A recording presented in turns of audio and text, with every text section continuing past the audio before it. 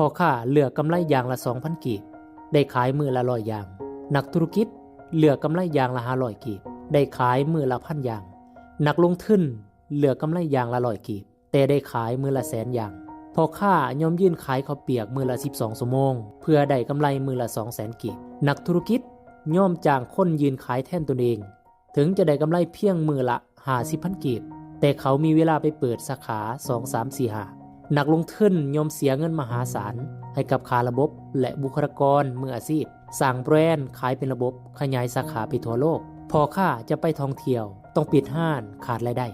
นักธุรกิจจะไปท่องเที่ยวก็สั่งเวียกผ่านผู้จัดการนักลงทุนถึงจะไปท่องเที่ยวนอนตากอากาศถึงเรือส่วนตัวอยู่กลางทะเลแต่เงินเข้าบัญชีทุกวินาทีพวกเขาหลายคนยังบ่แม่นพ่อค้าบ่แม่นนักธุรกิจและยังห่างไกลจากคำว่านักลงทุนแต่ถ้าเฮามีความเชื่อมั่นมีความพยายามมีความทุ่มเทที่หลายพอ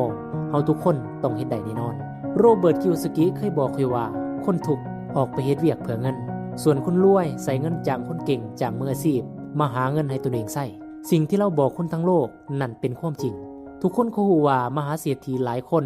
บางคนก็บ่จบปริญญาโดยซ้ำแต่มีลูกน้องจบปริญญาตรีปริญญาโทปริญญาเอก